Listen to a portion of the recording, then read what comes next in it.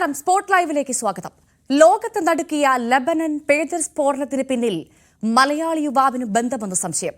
പേജറുകൾ വിൽപ്പന നടത്തിയ Norta global limited എന്ന ഷെൽ കമ്പനിയുടെ ഉടമയും നോർവീജിയൻ പൌരത്വമുള്ള മലയാളിയുമായ റിൻസൺ ജോസിനെ കേന്ദ്രീകരിച്ചാണ് അന്വേഷണം നടക്കുന്നത്. ഈ വിഷയമാണിന്ന് സ്പോട്ട് ലൈവ് ആദ്യം ചർച്ച ചെയ്യുന്നത്. സ്വാഗതം.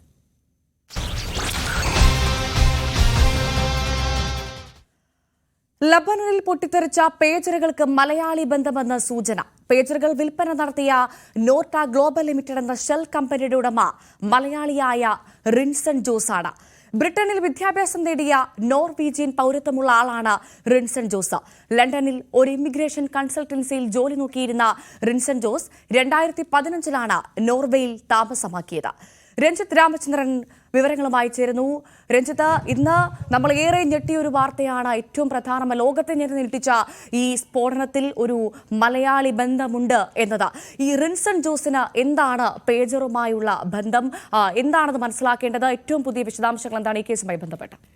ഭവ്യ, നമ്മൾ ഈ ഞെട്ടി എന്നതിനപ്പുറത്തേക്ക് വല്ലാതെ അമ്പരപ്പുണ്ടാക്കിയ ഒരു സംഭവമായി ഇത് മാറുകയായിരുന്നു. കാരണം നമ്മൾ ഇയാളുടെ സുഹൃത്തുക്കൾ ഒരുപാട് പേരുമായി സംസാരിച്ചിരുന്നു. വളരെ സാധാരണക്കാരനായ ഒരു വ്യക്തിയാണ്, സാധാരണ കുടുംബത്തിൽ ജനിച്ചു വളർന്ന ആളാണ്. ഈ പുറത്ത് നോർവേയിലും അതിനുശേഷം UK ഒക്കെ പോയതിനു ശേഷം ഉണ്ടായ സാമ്പത്തിക സ്ഥിതി മാത്രമാണ്. ഇടയ്ക്ക് കുറച്ചാൾ മാലിദ്വീപിൽ ഇയാൾ ജോലി ചെയ്തിരുന്നു. അച്ഛനും അമ്മയും ഒക്കെ ഈ പറഞ്ഞതുപോലെ സാധാരണക്കാരായ മനുഷ്യരാണ്. ഇയാൾ ഇങ്ങനെ ഒരു കേസിൽ ചെന്ന് പെടുക, അതായത് അന്താരാഷ്ട്ര ബന്ധമുള്ള വലിയൊരു തീവ്രവാദ സംഘത്തിൻ്റെ അടുക്കൽ ചെന്ന് പെടുക, ലോകത്തെ മുഴുവൻ ഞെട്ടിച്ച ഒരു സ്ഫോടന പരമ്പരയുടെ ഭാഗമാകുക എന്നൊക്കെ പറയുന്നത് ഇയാളുമായി ബന്ധപ്പെട്ട് നിൽക്കുന്ന, ഏറ്റവും അടുത്ത് നിൽക്കുന്ന ആൾക്കാർക്കൊക്കെ വലിയ ഞെട്ടലുണ്ടാക്കുന്നുണ്ട്. കാരണം ഈ സ്ഫോടനത്തിൻ്റെ തലേദിവസം വരെ ഈ പ്രദേശത്തെ മലയാളി അസോസിയേഷനുമായി ഏറെ ബന്ധമുണ്ടായിരുന്ന ഒരാളാണ് ഇയാൾ. ഓണാഘോഷ പരിപാടിയിലടക്കം അവിടെ പങ്കെടുക്കുകയും അവരോട് സ്ഥിരമായി സംസാരിക്കുകയും ഒക്കെ ചെയ്തിരുന്ന ഒരാളാണ് റിൻസൺ എന്നതുകൂടി ചേർത്ത് വായിക്കണം. ഇതിനിടയിലാണ് ഞെട്ടിപ്പിക്കുന്ന ഇത്തരം വിവരങ്ങൾ പുറത്തു വരുന്നത് എന്നതുകൂടി മനസ്സിലാക്കണം. കാരണം ഈ മൊസാദ് പോലെയുള്ള ഒരു സംഘടനയുടെ രഹസ്യാന്വേഷണ വിഭാഗം ഇസ്രായേൽ രഹസ്യാന്വേഷണ ഏജൻസിയുടെ ടൂളായി റിൻസനെ ഉപയോഗിച്ചു എന്ന വിവരമാണ് ഇപ്പോൾ ഈ ഘട്ടത്തിൽ പുറത്തു വരുന്നത്.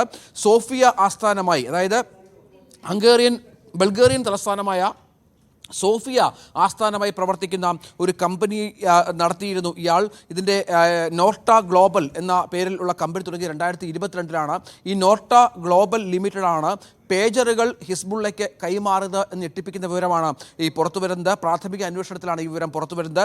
നോർവീജിയൻ പൗരത്വമുള്ള വയനാട് മാനന്തവാടി സ്വദേശിയായ റിൻസൺ ജോസിൻ്റെ കമ്പനിയാണ് നോർട്ട ഗ്ലോബൽ ലിമിറ്റഡ് എന്നുള്ളതാണ് ഇപ്പോൾ ലഭ്യമായിരിക്കുന്ന വിവരം. ഓട്ടോമേഷൻ, മാർക്കറ്റിംഗ്, AI തുടങ്ങിയവയിൽ താല്പര്യമുണ്ടെന്ന് ഇയാളുടെ ലിങ്ക്ഡിൻ അക്കൗണ്ടിൽ കൃത്യമായി തന്നെ രേഖപ്പെടുത്തിയിട്ടുണ്ട്.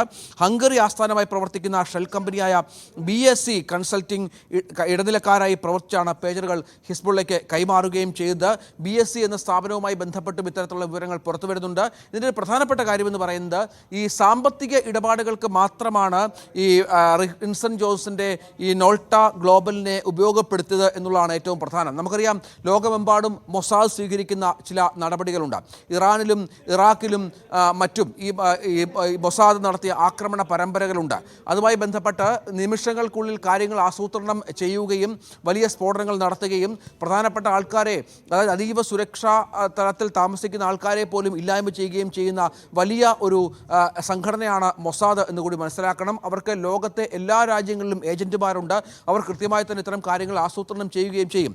ഇവിടെയും അത് സംഭവിക്കുകയാണ്. അതായത് പേജറുകൾ ഹിസ്ബുള്ളയ്ക്ക് വിതരണം ചെയ്യുന്നു. മൊബൈൽ ഫോണുകൾ മൊസാദ് ഹാക്ക് ചെയ്യും എന്ന സംശയത്തിൽ പേജറുകളിലേക്ക് ഈ പരമ്പരാഗതമായി ഉപയോഗിക്കാത്ത അല്ലെങ്കിൽ കാലപ്പഴക്കം വന്ന സംവിധാനമായ പേജറുകളിലേക്ക് ഹിസ്ബുള്ള മാറുന്നു. ഈ പേജറുകൾ ഉപയോഗിക്കാൻ ഹിസ്ബുള്ള തീരുമാനിക്കുകയും ഇത് സപ്ലൈ ചെയ്യുന്ന കമ്പനിയെ ഇവർ വിലക്കെടുക്കുകയും ചെയ്യുന്നു. അങ്ങനെയാണ് മൊസാദിൻ്റെ ഒരു പ്രവർത്തന മേഖല എന്നുള്ളത് ഏറെ വിപുലമായി മാറിയത്. ഇവിടെയാണ് ഈ നമ്മുടെ മലയാളി എന്ന് പറയുന്ന റിൻസൺ ജോസിൻ്റെ കമ്പനി ബന്ധപ്പെടുകയും ഇതിൻ്റെ സാമ്പത്തിക ഇടപാടുകൾ മില്യൺസ് എന്നാണ് കണക്ക്. നമുക്കൊരു കണക്കുകളെ കുറിച്ചൊക്കെ കുറച്ചൊരു വ്യക്തത വരാനുണ്ട്. എങ്കിലും കോടിക്കണക്കിന് രൂപയുടെ ഇടപാടുകൾ ഇതുമായി ബന്ധപ്പെട്ട് വന്നു എന്നുള്ളതാണ്. അങ്ങനെയാണെങ്കിൽ ഇയാൾ ഒരു ഇടനിലക്കാരൻ എന്നത് മാത്രമാണ് നിലവിൽ നമുക്ക് ലഭിക്കുന്ന സൂചനകൾ, വിവരങ്ങൾ. അത്തരത്തിൽ തന്നെയാണോ കാര്യങ്ങൾ, അല്ലെങ്കിൽ കൃത്യമായ ബന്ധം ഈ സ്ഫോടനവുമായി ബന്ധപ്പെട്ട് ഇയാൾക്കുണ്ട് എന്നതിലേക്ക് കാര്യങ്ങൾ എത്തുന്നുണ്ടോ? ഏറ്റവും പ്രധാനമായി, എന്നാണ് ഈ റിൻസണെ കാണാതായത്? ഈ സംഭവം വിവാദമായതിന് പിന്നാലെയാണോ, അല്ലെങ്കിൽ അതിന് മുൻപ് അദ്ദേഹത്തെ കാണാതായിട്ടുണ്ടോ? ഏറ്റവും പ്രധാനമായി ഇയാളുടെ സുരക്ഷയിൽ തന്നെ ഇപ്പോഴും ആശങ്ക നിലനിൽക്കുന്ന സാഹചര്യം കൂടി ഉണ്ടെന്നാണ് മനസ്സിലാക്കുന്നത്, അല്ലേ? ഈ റിൻസൺ ജോൺസൺ ഞാൻ നേരത്തെ പറഞ്ഞതുപോലെ നോർവേയിലെ മലയാളി അസോസിയേഷനുമായി ഏറെ ബന്ധമുള്ള ഒരാളാണ്. ഇവിടെ അസോസിയേഷൻ്റെ പരിപാടികളിൽ, ഓണാഘോഷ പരിപാടികളിൽ നമുക്കതിൻ്റെ ദൃശ്യങ്ങൾ അല്പസമയത്തിനകം ലഭിക്കുമെന്നുള്ള പ്രതീക്ഷയിലാണ്. ഈ മലയാളി അസോസിയേഷനുമായി ഏറ്റവും അധികം ബന്ധപ്പെടുകയും അവരുമായി സംസാരിക്കുകയും ഒക്കെ ചെയ്യുന്ന, ഓണാഘോഷത്തിൽ പങ്കെടുത്ത ഒരാളാണ്. ഈ സ്ഫോടനം നടന്ന ചൊവ്വാഴ്ചയ്ക്ക് ശേഷമാണ്, ഈ 3 ദിവസം മുമ്പ് ചൊവ്വാഴ്ചയാണ് ഈ വലിയ സ്ഫോടന പരമ്പരകൾ സംഭവിക്കുന്നത്. ഈ ചൊവ്വാഴ്ചയ്ക്ക് ശേഷമാണ് റിൻസനെ കുറിച്ച് യാതൊരു വിവരവും ഇല്ലാതായിരിക്കുന്നത്. അതെന്ത് സംഭവിച്ചു എന്നുള്ള കാര്യത്തിൽ ഇപ്പോഴും വ്യക്തതയില്ല. നമ്മൾ റിൻസന്റെ മാതാപിതാക്കളുമായി സംസാരിക്കാൻ ശ്രമിച്ചിരുന്നു, പക്ഷേ അവർ സംസാരിക്കുന്നില്ല. റിൻസന്റെ ട്വിൻ ബ്രദറാണ്, ഇരട്ട സഹോദരങ്ങളാണ് അവർ. അതിൽ സഹോദരനുമായി സംസാരിക്കാൻ ശ്രമിച്ചിരുന്നു. സഹോദരൻ നേരത്തെ മാലദ്വീപിലൊക്കെ ജോലി ചെയ്തിരുന്ന ആളാണ്. അദ്ദേഹവുമായി നമ്മൾ സംസാരിക്കാൻ ശ്രമിച്ചു. അവിടെയും അതുമായി ബന്ധപ്പെട്ട യാതൊരു സൂചനകളും തരുന്നില്ല. അങ്ങനെ റിൻസനെ ഇപ്പോൾ കാണാനില്ല എന്നുള്ളതാണ് ഏറ്റവും പ്രധാനപ്പെട്ട വിവരം. ഈ സ്ഫോടനം നടന്ന സമയം മുതൽ റിൻസനെ കുറിച്ച് യാതൊരു വിവരവുമില്ല. ഇയാളുടെ ഫോണുകളെല്ലാം സ്വിച്ച് ഓഫ് ആണ്. ഒരു സോഷ്യൽ മീഡിയ കോൺടാക്റ്റും ഇയാൾക്കില്ല. അങ്ങനെ ഈ വിഷയത്തിന് ശേഷം റിൻസന്റെ തിരോധാനമാണ് ഏറ്റവും കൂടുതൽ സംശയത്തിന് ഇടയാക്കുന്നത് എന്നുകൂടി ഇതിനോട് ചേർത്ത് വായിക്കണം. നമുക്കറിയാം, ഇത്തരത്തിൽ മൊസാദ് ആസൂത്രണം ചെയ്യുന്ന പല പരിപാടികളിലും ഇടനിലക്കാരായി ലക്ഷക്കണക്കിന് കോടിക്കണക്കിന് രൂപ നൽകിക്കൊണ്ട് ഏർപ്പാടാക്കുന്ന നിരവധിയായ ആളുകളുണ്ട്. അങ്ങനെ ഇരയാക്കപ്പെട്ട ഒരാളാണോ റിൻസൺ എന്നതുകൂടി കാത്തിരുന്നു കാണണം. അത്തരം സംശയങ്ങൾ കൂടി ബലപ്പെടുന്ന ഒരു പശ്ചാത്തലം ഈ ഘട്ടത്തിൽ ഉണ്ട്. അങ്ങനെയാണ് ഇതിൻ്റെ ഒരു സംശയത്തിലേക്ക് കാര്യങ്ങൾ പോകുന്നത്. നമ്മൾ റിൻസന്റെ സുഹൃത്തുക്കളുമായി സംസാരിച്ചിരുന്നു. ഇപ്പോഴും അവിടെ നോർവേയിലും ലെബനനിലും മറ്റുമുള്ള റിൻസന്റെ സുഹൃത്തുക്കളുണ്ട്. അവർ റിൻസനുമായി ബന്ധപ്പെടാൻ ശ്രമിക്കുന്നുണ്ട്. ഇവരിൽ പലരെയും അന്വേഷണ സംഘം ചോദ്യം ചെയ്തു എന്നുള്ള വിവരങ്ങൾ കൂടി ഈ ഘട്ടത്തിൽ പുറത്തു വരുന്ന ഒരു സാഹചര്യം കൂടി മനസ്സിലാക്കണം. ഇവരിൽ പലരെയും ചോദ്യം ചെയ്യുന്ന പശ്ചാത്തലം ഉണ്ടാകുന്നുണ്ട്. അങ്ങനെയാണെങ്കിൽ ഈ സ്ഫോടനത്തിൽ പ്രത്യേകിച്ചും റിൻസനെ കാണാതായ സാഹചര്യമുണ്ട്, അദ്ദേഹത്തിന്റെ ഭാര്യയും കാണാനില്ല എന്നുള്ള വിവരങ്ങൾ ലഭിക്കുന്ന സാഹചര്യമുണ്ട്. അങ്ങനെയാണെങ്കിൽ ഈ സ്വാഭാവികമായും വലിയ തരത്തിൽ അന്വേഷണം നടക്കുന്നുണ്ട്. ഇയാളെ കാണാതായത് കൊണ്ട് തന്നെ ഈ സ്ഫോടനത്തിൽ റിൻസിന് പങ്കുണ്ട് എന്ന നിഗമനത്തിൽ തന്നെയാണോ അന്വേഷണ സംഘമുള്ളത്, അല്ലെങ്കിൽ ആ തരത്തിലാണോ അന്വേഷണ സംഘം ഇപ്പോൾ കാര്യങ്ങൾ ചലിപ്പിക്കുന്നത്? എന്താണ് നമുക്ക് അറിയാൻ സാധിച്ചത് രഞ്ജിത്ത്? റിൻസന്റെ ഉടമസ്ഥതയിലുള്ള നോർട്ട ഗ്ലോബൽ എന്ന കമ്പനിയാണ് ഇതിൽ ഇടനിലക്കാരൻ നിന്നതെന്നും ഈ പറഞ്ഞതുപോലെയുള്ള പേജർ അടക്കമുള്ള സംവിധാനങ്ങൾ സപ്ലൈ ചെയ്തത് എന്നുമുള്ള കാര്യത്തിൽ വ്യക്തത വന്നിട്ടുണ്ട്. അതായത് അന്വേഷണ ഏജൻസി സ്ഥിരീകരിച്ചിട്ടുണ്ട്. പക്ഷേ റിൻസന്റെ പങ്കാളിത്തം എന്താണ് ഈ വിഷയത്തിൽ എന്ന കാര്യത്തിലാണ് കുറച്ചുകൂടി വ്യക്തത വരേണ്ടത്. ഈ റിൻസനും ഭാര്യയും ഇവിടെ ഉണ്ടായിരുന്നു. അതിനുശേഷം റിൻസൺ ഇപ്പോൾ UK പോയി എന്നുള്ള ചില കാര്യങ്ങൾ ബന്ധുക്കൾ അറിയിക്കുന്ന പശ്ചാത്തലമുണ്ട്. പക്ഷേ അതിലൊന്നൊരു വ്യക്തതയില്ല. റിൻസന്റെ ട്വിൻ ബ്രദർ UK അവിടേക്ക് റിൻസിന് ശേഷം പോയിട്ടുണ്ടോ എന്ന കാര്യത്തിലൊക്കെ ഒരു കൃത്യത വരേണ്ടതുണ്ട്. ഏതായാലും നമുക്കറിയാം, അന്താരാഷ്ട്ര അന്വേഷണ ഏജൻസികളുടെ ഒരു അന്വേഷണ സംവിധാനം അറിയാം. അവർ പരസ്പരം അങ്ങോട്ടും ഇങ്ങോട്ടും ബന്ധപ്പെട്ട് കിടക്കുന്ന ആളുകളാണ്. സ്വാഭാവികമായും ആ അന്വേഷണത്തിൽ ഒരു വ്യക്തത വരുമെന്നുള്ള പ്രതീക്ഷയിൽ തന്നെയാണ് കാര്യങ്ങൾ മുന്നോട്ട് പോകുന്നത് എന്നുള്ളതാണ്. പക്ഷേ അപ്പോഴും റിൻസൺ 2022 കേരളത്തിലെത്തിയിരുന്നു. റിൻസൺ ഈ പറഞ്ഞതുപോലെ കേരളത്തിൽ, ഇന്ത്യയിലടക്കം കുറേ നാളുകൾ 2022 കമ്പനി തുടങ്ങിയാൽ പോലും 2009 മുതൽ റിൻസൺ നോർവേയിൽ പോവുകയും അവിടെ ഉള്ളവരുമായി സഹകരിക്കാൻ വേണ്ടി ചെയ്തിട്ടുള്ള ആളാണ്. 2017 ആദ്യത്തെ കമ്പനി ആരംഭിച്ചു റിൻസൺ. അതിനുശേഷം നിർത്തിയാണ് ഈ പറഞ്ഞതുപോലെയുള്ള നോർട്ട ഗ്ലോബൽ എന്ന കമ്പനി സ്റ്റാർട്ട് ചെയ്യുകയും അത് ഇത്തരത്തിൽ പേജറുകൾ അടക്കമുള്ള സംവിധാനങ്ങളിലേക്ക് പോവുകയും ചെയ്ത് റിൻസന്റെ നമുക്ക് ഈ ലിങ്ക്ടൺ അക്കൗണ്ടിൽ പോയാൽ കാണുന്ന പ്രധാനപ്പെട്ട കാര്യം ഓട്ടോമേഷൻ, മാർക്കറ്റിംഗ്, AI തുടങ്ങിയ കാര്യങ്ങളിൽ താല്പര്യമുണ്ട് എന്ന് ഇയാൾ അറിയിക്കുന്നുണ്ട്. അതായത് ഈ ടെക് മേഖലയിൽ എല്ലാ സ്ഥലങ്ങളിലും പ്രാഗൽഭ്യമുള്ള, അതായത് ഈ പഠിക്കുന്ന സമയത്ത് പോലും ഏറെ പഠനത്തിൽ സാമർഥ്യമുള്ള ഒരാളായിരുന്നു ഇയാൾ എന്നുള്ളതാണ്. അതിനുശേഷമാണ് ഇതുമായി ബന്ധപ്പെട്ട് ഇയാൾ പുറത്തേക്ക് പോവുകയും അവിടെ കമ്പനി അടക്കം സ്ഥാപിക്കുകയും എസ്റ്റാബ്ലിഷ്ഡ് ആവാൻ ശ്രമിക്കുകയും മറ്റും ചെയ്തത്. ഏതായാലും ബൾഗേറിയയിലേക്ക് പേജറുകൾ കയറ്റുമതി ചെയ്തതായി കണ്ടെത്താൻ കഴിഞ്ഞിട്ടില്ലെന്ന ബൾഗേറിയൻ സ്റ്റേറ്റ് സെക്യൂരിറ്റി ഏജൻസി പറഞ്ഞ പശ്ചാത്തലം കൂടി ഇതിനോട് ചേർത്ത് വായിക്കണം. ഇവിടെയാണ് ഇടനിലക്കാർ എന്ന നിലയിൽ ചില കാര്യങ്ങൾ വ്യക്തമാകുന്നത്. ഇടനിലക്കാരായി നിർത്തിക്കൊണ്ട് ഇവരെയൊക്കെ ഉപയോഗിച്ചുകൊണ്ട് മൊസാദ് അവരുടെ ആസൂത്രണം, 2 വർഷത്തോളം നീണ്ടുനിന്ന ആസൂത്രണമാണ്.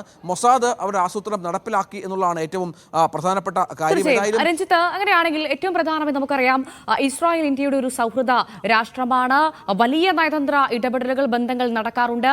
ആ സാഹചര്യത്തിൽ ഇപ്പോൾ ഇതാ ലെബനൻ സ്ഫോടനത്തിൽ ഒരു മലയാളിക്ക്, പ്രധാനമായി ഒരു ഇന്ത്യക്കാരന് ബന്ധമുണ്ട് എന്ന അന്താരാഷ്ട്ര മാധ്യമങ്ങൾ തന്നെ വാർത്ത പുറത്തുവിടുന്ന സാഹചര്യത്തിൽ നമ്മുടെ കേന്ദ്രത്തിന്റെ ഒരു ഇടപെടൽ എങ്ങനെയായിരിക്കും? നമ്മുടെ അന്വേഷണ സംവിധാനങ്ങളുടെ ഇടപെടൽ ഏതു തരത്തിലാണ്? അത്തരത്തിൽ എന്തെങ്കിലും വിലയിരുത്തൽ വന്നിട്ടുണ്ടോ, നിഗമനങ്ങൾ വന്നിട്ടുണ്ടോ രഞ്ജിത്ത്? ഈ കേന്ദ്ര അന്വേഷണ ഏജൻസികൾ നമുക്കറിയാം, നമുക്ക് നയതന്ത്രപരമായി ഇസ്രായേലുമായി അടുത്ത ബന്ധമുള്ള ഒരു സംവിധാനമാണ്. പക്ഷേ പലസ്തീൻ ഇസ്രായേൽ വിഷയത്തിൽ ഇന്ത്യ സ്വീകരിച്ച ഒരു നിലപാടുണ്ട്. ആദ്യഘട്ടത്തിൽ ഇസ്രായേലിനൊപ്പം ഇന്ത്യ നിലകൊണ്ടിരുന്നു, അത്തരം നിലപാടുകൾ വ്യക്തമാക്കുകയും ചെയ്തിരുന്നു. പക്ഷേ അതിനുശേഷം ഉണ്ടായ സംഭവവികാസം എന്ന് പറയുന്നത് ഈ യുദ്ധം അവസാനിപ്പിക്കുക എന്ന കൃത്യമായ നിലപാട് ഇന്ത്യ സ്വീകരിച്ച ഒരു പശ്ചാത്തലം കൂടി ഇതിനോട് ചേർത്ത് വായിക്കണം. ഈ യുദ്ധം അവസാനിച്ച ശേഷം മാത്രം അത് ചർച്ചകൾ എന്ന് ഇന്ത്യ സ്വീകരിച്ച നിലപാടുണ്ടായിരുന്നു. പക്ഷേ അപ്പോഴും ഈ മൊസാദ് പോലെയുള്ള അന്വേഷണ ഏജൻസികളുമായി നമുക്ക് ഈ പറഞ്ഞതുപോലെ എന്തെങ്കിലും തരത്തിലുള്ള അന്വേഷണങ്ങൾ വരികയാണെങ്കിൽ നമ്മുടെ റോ പോലെയുള്ള ഏജൻസികൾക്ക് അതിൽ പങ്കാളിത്തമുണ്ടാകും. ഈ വിവരം നമ്മുടെ നയതന്ത്ര തലത്തിൽ തന്നെ അറിയിക്കേണ്ട പശ്ചാത്തലമുണ്ട്. ഈ അംബാസഡർമാർ തമ്മിൽ, ഈ വിദേശകാര്യ മന്ത്രാലയങ്ങൾ തമ്മിൽ ഇക്കാര്യത്തിൽ കമ്മ്യൂണിക്കേഷൻ ഉണ്ടായിട്ടുണ്ട് എന്നാണ് മനസ്സിലാക്കേണ്ടത്. മറ്റൊരു പ്രധാനപ്പെട്ട കാര്യം, ഈ റിൻസന്റെ കുടുംബം താമസിക്കുന്ന സ്ഥലങ്ങളിൽ, ഈ സ്ഥലത്തൊക്കെ അവർക്കുള്ള സുരക്ഷിതത്വം ഉറപ്പാക്കേണ്ട പശ്ചാത്തലമുണ്ട്. അതിനുള്ള സാഹചര്യം ഒരുക്കേണ്ടത് കേരള പോലീസാണ്. അങ്ങനെ എല്ലാ തലത്തിലും നീളുന്ന ഒരു അന്വേഷണ സംവിധാനത്തിലേക്ക്, സുരക്ഷാ മേഖലയിലേക്ക് കാര്യങ്ങൾ കടക്കുന്നു എന്നാണ് ഏറ്റവും നിർണായകമായി ഉള്ളത്. അത്തരത്തിലാണ് കാര്യങ്ങൾ മുന്നോട്ട് കൊണ്ടുപോകുന്നത്.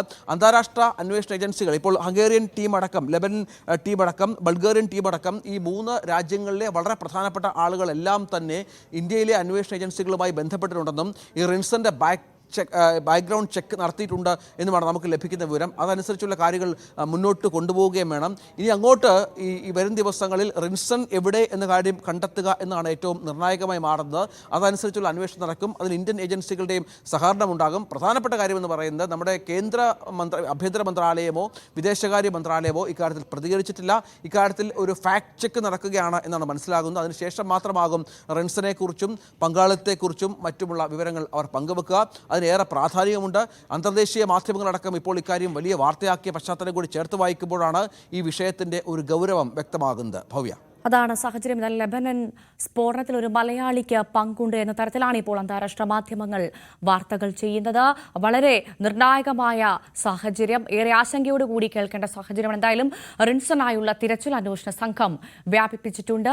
റിൻസനെ കണ്ടെത്തുക എന്നതാണ് ഇനി ഈ കേസുമായി ബന്ധപ്പെട്ട ഏറ്റവും നിർണായകമായ സാഹചര്യം എന്നാണ് മനസ്സിലാക്കുന്നത്. രഞ്ജിത്ത് രാമചന്ദ്രനാണ് വിവരങ്ങൾ പങ്കുവച്ചത്.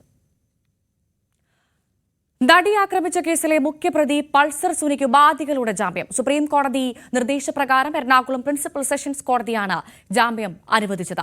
കോടതി പരിധി വിട്ടു പോകരുത്, എല്ലാ തിങ്കളാഴ്ചയും പോലീസ് സ്റ്റേഷനിൽ ഹാജരാകണം, മാധ്യമങ്ങളോട് സംസാരിക്കരുത് എന്നിങ്ങനെയാണ് ഉപാധികൾ എന്നാണ് മനസ്സിലാക്കുന്നത്. ആജ്ഞ രവീന്ദ്രൻ നൽകും കൂടുതൽ വിശദാംശങ്ങൾ. ആജ്ഞ, ഏറ്റവും പ്രധാനമായി ആദ്യം അറിയേണ്ടത് എന്തൊക്കെ ഉപാധികളാണ് ഈ ജാമ്യത്തിൽ കോടതി വെച്ചത്? വിശദാംശങ്ങൾ.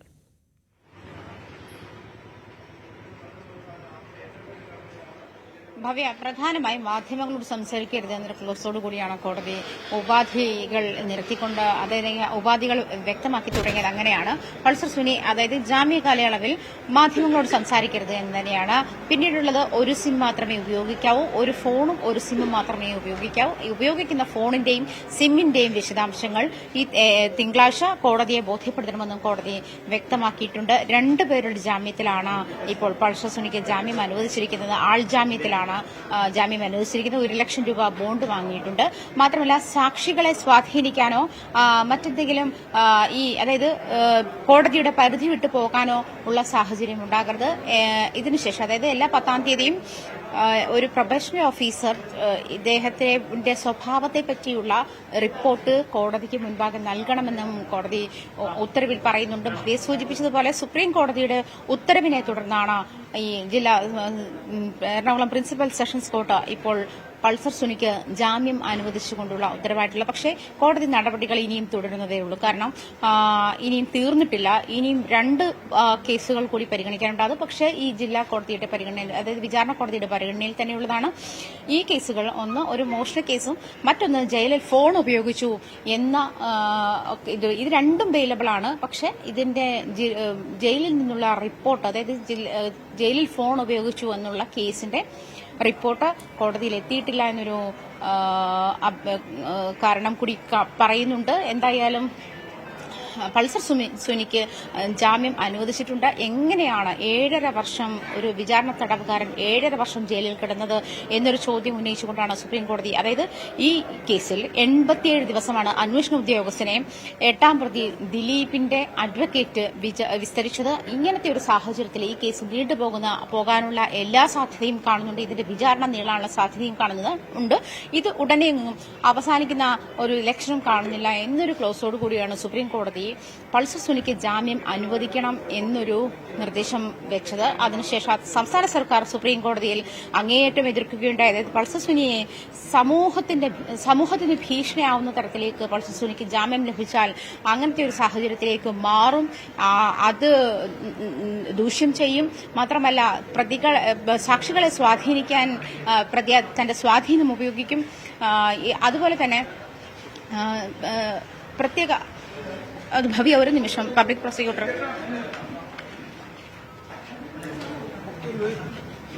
പബ്ലിക് പ്രോസിക്യൂട്ടറിന്റെ പ്രതികരണത്തിനായി ശ്രമിക്കുകയാണ്.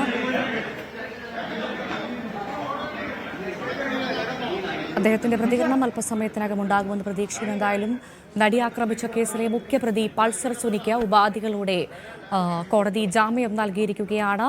ഇപ്പോഴും പൾസർ സുനിക്ക് പുറത്തിറങ്ങാനുള്ള നടപടിക്രമങ്ങൾ ഇപ്പോഴും പൂർത്തിയായിട്ടില്ല എന്നാണ് മനസ്സിലാക്കുന്നത്. സുപ്രീം കോടതി നിർദ്ദേശപ്രകാരം എറണാകുളം പ്രിൻസിപ്പൽ സെഷൻസ് കോടതിയാണ് ജാമ്യം അനുവദിച്ചത്.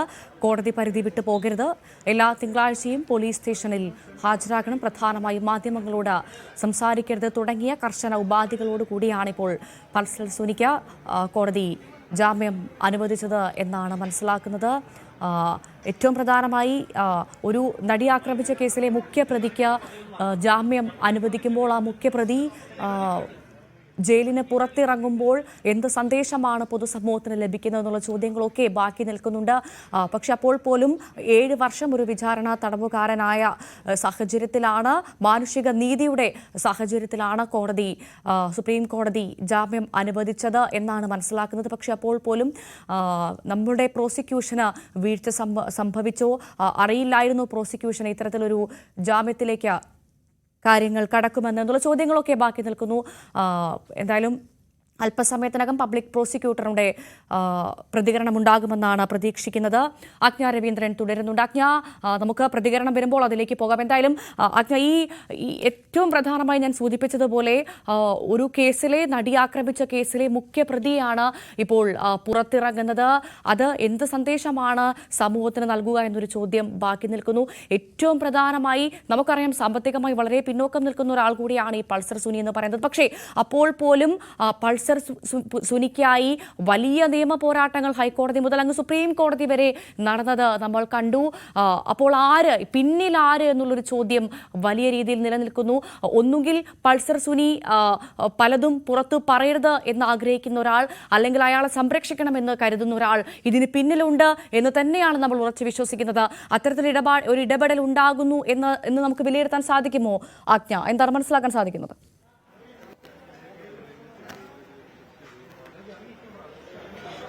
സൂചിപ്പിച്ചത് ശരിയാണ്. നടിയെ ആക്രമിച്ച കേസിൽ അതായത് മെമ്മറി കാർഡ് 3 തവണ ദുരുപയോഗം ചെയ്തത്, അതായത് പൾസർ സുനിയെ പുറത്തേക്ക് കൊണ്ടുവരികയാണ് ഭവ്യ.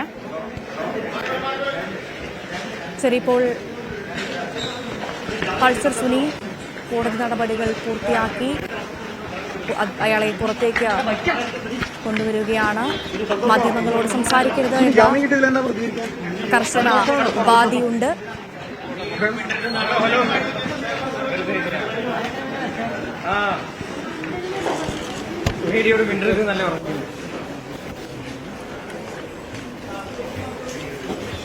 ഭവ്യ, മാധ്യമങ്ങളോട് ക്ലോസ്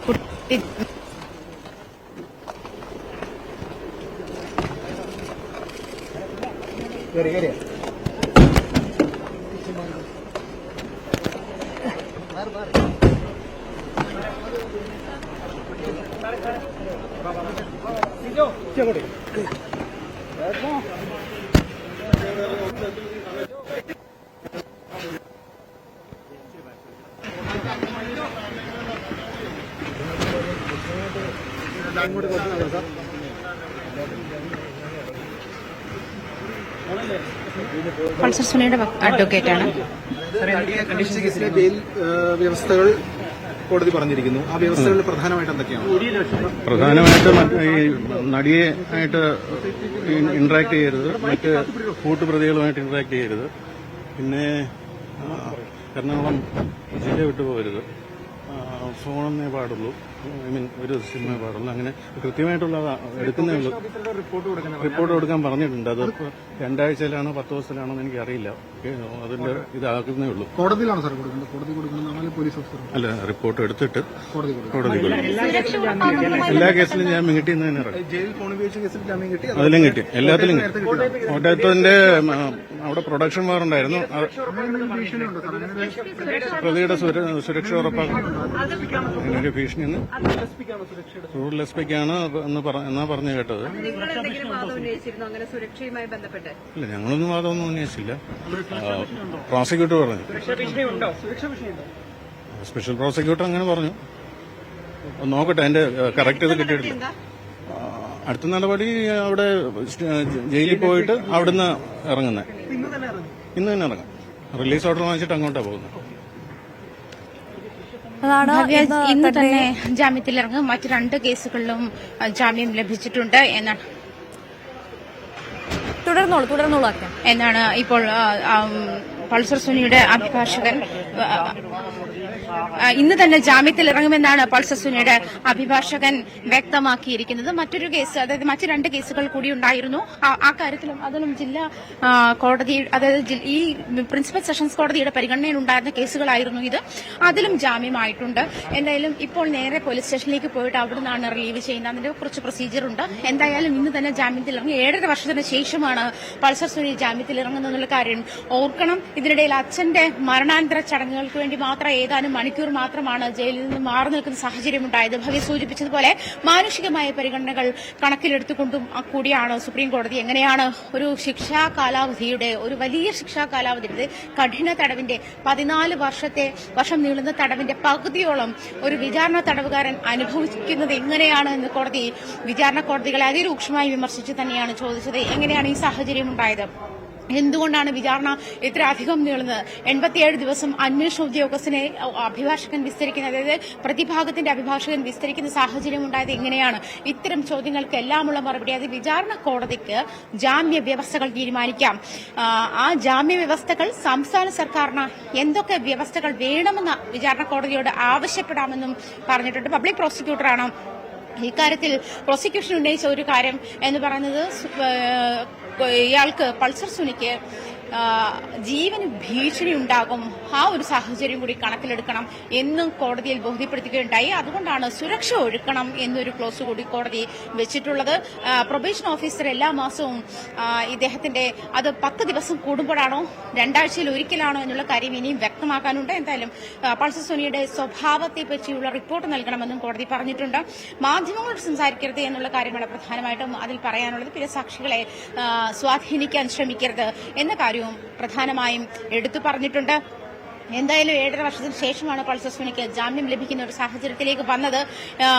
മാത്രമല്ല, നമ്മൾ നേരത്തെ പറഞ്ഞതുപോലെ നടി ആക്രമിച്ച കേസിൽ മെമ്മറി കാർഡ് ഉൾപ്പെടെ 3 തവണയോളം, അതിന്റെ ദൃശ്യങ്ങൾ ഉൾപ്പെടെ 3 തവണയോളം പരിശോധിക്കപ്പെട്ട സാഹചര്യം കൂടി നിലവിലുള്ളതുകൊണ്ട് ആ ഒരു സാഹചര്യത്തിൽ ഒരു പക്ഷേ പൾസർ സുനി പുറത്തിറങ്ങിയാൽ ഇത്തരം ഒരു സാഹചര്യത്തിലേക്ക്, അതായത് ആ ദൃശ്യങ്ങൾ പുറത്തു വരുന്ന ഒരു സാഹചര്യത്തിലേക്ക് കൂടി പോയേക്കാമെന്നും പ്രോസിക്യൂഷൻ കോടതിയെ ബോധ്യപ്പെടുത്തിയിട്ടുണ്ട്.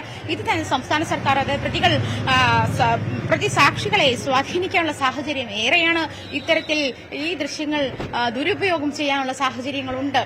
ഭവ്യ സൂചിപ്പിച്ചതുപോലെ സാമ്പത്തികമായി അങ്ങേയറ്റം താഴെ നിൽക്കുന്ന ഒരാൾ ഹൈക്കോടതിയിൽ പോകുന്നു, അതല്ലെങ്കിൽ സുപ്രീം കോടതിയിൽ പോകുന്നു. ആദ്യഘട്ടത്തിൽ വമ്പൻ സ്രാവുകളാണ് തനിക്ക് പിന്നിലുള്ളത് എന്നൊരു വെളിപ്പെടുത്തൽ പൾസർ സുനി വെളിപ്പെടുത്തുകയും അതിനുശേഷം ഒരാഴ്ചയ്ക്ക് ശേഷമാണ് നടൻ ദിലീപ് ആ കേസിൽ അറസ്റ്റിലാക്കുന്ന ഒരു സാഹചര്യം കൂടി വന്നത്. എന്തായാലും ഭവ്യ സൂചിപ്പിച്ചതുപോലെ ഈ കേസിന്റെ പോക്ക് എങ്ങോട്ടാണ് എന്നുള്ള കാര്യങ്ങൾ വരും ദിവസങ്ങളിൽ തന്നെ കാണണം. കാരണം ഈ പറഞ്ഞതുപോലെ ഇന്നാണ് ജാമ്യത്തിൽ ഇറങ്ങുന്നതേയുള്ളൂ. 7.5 വർഷത്തിന് ശേഷമുള്ള ഈ പറഞ്ഞതുപോലെ ഒരു മനുഷ്യൻ 7.5 വർഷത്തിന് ശേഷം വിചാരണ തടവുകാരനായി തുടർന്ന ശേഷം പുറത്തിറങ്ങുന്ന ഒരു സാഹചര്യമാണ്. അതിനെ ഈ പറഞ്ഞ വ്യക്തമായിട്ട് മനുഷ്യാവകാശം മുൻനിർത്തി തന്നെയാണ് സുപ്രീം കോടതി ചോദിച്ചിരിക്കുന്നത്. എന്തുകൊണ്ടാണ് ഈ ഇത്തരം സാഹചര്യത്തിൽ ബോസായ ഒരു സാഹചര്യത്തിലേക്ക് ഒരു വിചാരണ തടവുകാരന്റെ ശിക്ഷാ കാലാവധി നീണ്ടുപോയത് എന്തുകൊണ്ടാണ് എന്ന് ചോദിച്ചത്. അങ്ങനെ തന്നെയാണ് ഇപ്പോഴും. നമുക്കറിയാം, ഈ നടി ആക്രമിച്ച കേസ് അനന്തമായി നീളുന്നത് നമ്മൾ വർഷങ്ങളായി കണ്ടുകൊണ്ടിരിക്കുകയാണ്. ഇപ്പോഴും എവിടെയും എത്തിയിട്ടില്ല എന്ന് വേണമെങ്കിൽ പറയാം. ആ സാഹചര്യമാണുള്ളത്. അപ്പോൾ ഇതാ മുഖ്യപ്രതി പുറത്തിറങ്ങിയിരിക്കുന്നു. അതിജീവിതയുടെ ആശങ്ക അത് നമ്മൾ കാണാതെ പോവരുത്, ഏറ്റവും പ്രധാനമാണ്. ഒപ്പം ഈ കേസിനെ ഈ മുഖ്യപ്രതി പുറത്തിറങ്ങുന്നത് ഏത് തരത്തിൽ ഇനി സ്വാധീനിക്കും എന്ന ചോദ്യവും ഏറെ പ്രസക്തമല്ലേ ആജ്ഞ?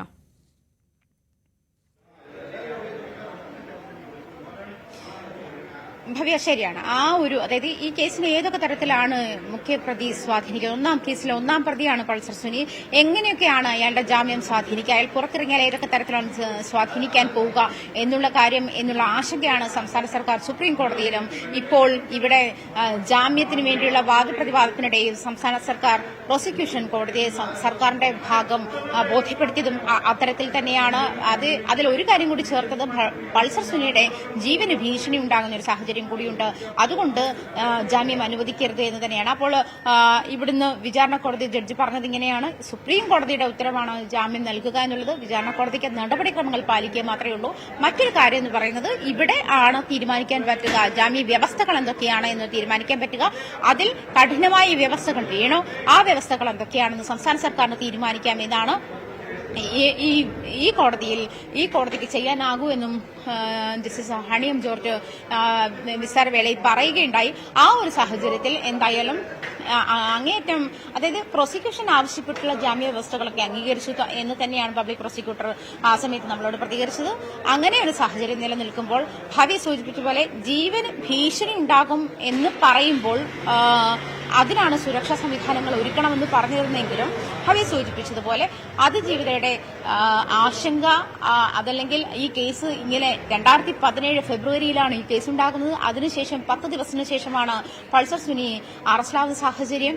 പിന്നീട് മാർച്ച് 10 പൾസർ സുനിയെ ഇവിടെ കോടതിയിൽ കീഴടങ്ങുമെന്ന പൾസർ സുനിയെ റിമാൻഡിലാക്കുന്ന ഒരു സാഹചര്യം, പോലീസ് അറസ്റ്റ് ചെയ്ത് കോടതിയിൽ ഹാജരാക്കി റിമാൻഡ് ചെയ്ത ഒരു സാഹചര്യം മാർച്ച് 2017 മാർച്ച് 10 ഉണ്ടായത്.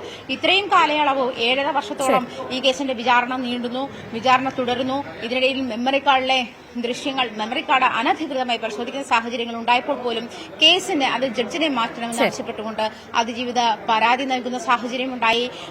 അതുപോലെ പൾസർ സുനിയുടെ ജാമ്യം ഇത്രത്തോളം നീളുന്ന സാഹചര്യമുണ്ടായി. വിചാരണ 200-ലധികം സാക്ഷികളെ വിസ്തരിച്ചു കഴിഞ്ഞു ഇതിനകം എന്നാണ് ജസ്റ്റിസ് ഹണിയം ജോർജ് ഈ കേസിന്റെ വ്യക്തമാണ്. എന്തായാലും പൾസർ സുനിക്ക് ജാമ്യം അനുവദിച്ചിരിക്കുന്ന ഉപാധികളോടുകൂടിയാണ് ജാമ്യം. വിശദ വിവരങ്ങൾ നൽകിയത് ആജ്ഞ രവീന്ദ്രനാണ്.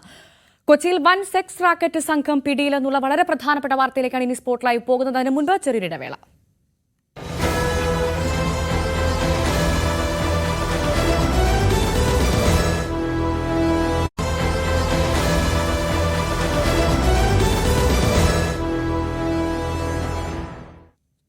തിരികെ സ്പോട്ട് ലൈവിലേക്ക്. കൊച്ചിയിൽ വൻ സെക്സ് റാക്കറ്റ് സംഘം പിടിയിൽ.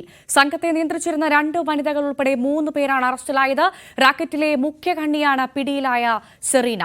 ബംഗ്ലാദേശിൽ നിന്നുള്ള പെൺകുട്ടിയെ ബംഗളൂരുവിൽ നിന്ന് കൊച്ചിയിലെത്തിച്ചത് സെറീനയെന്നാണ് വിവരം. പെൺകുട്ടിയെ പോലീസ് സംരക്ഷണത്തിലേക്ക് മാറ്റി. നവമി ദിനേശ് നൽകും വിശദാംശങ്ങൾ. നവമി, വലിയൊരു സെക്സ് റാക്കറ്റ് സംഘമാണ് കൊച്ചിയിൽ പിടിയിലായത്. ഇതിൽ പ്രധാനമായും 2 വനിതകൾ ഉൾപ്പെടെ 3 പേരാണ് അറസ്റ്റിലായതെന്ന് മനസ്സിലാക്കുന്നു. എന്താണ് ഈ കേസിന്റെ ഏറ്റവും പ്രധാനപ്പെട്ട വിശദാംശങ്ങൾ?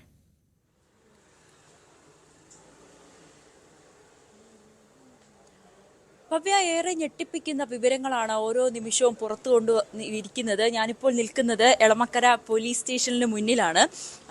അല്പസമയത്തിനുള്ളിൽ തന്നെ പ്രതികളെ പുറത്തേക്ക് ഇറക്കുമെന്നാണ് നമുക്ക് അറിയാൻ സാധിക്കുന്നത്. ഇപ്പോൾ 3 പേരാണ് പോലീസിന്റെ പിടിയിലായത്. ഇതിൽ പ്രധാനിയായ സെറീന മലയാളി കൂടിയാണ്. അവരാണ് കൊച്ചിയിലെ ഈ റാക്കറ്റിലെ മുഖ്യ കണ്ണിയായി പ്രവർത്തിക്കുന്നത്.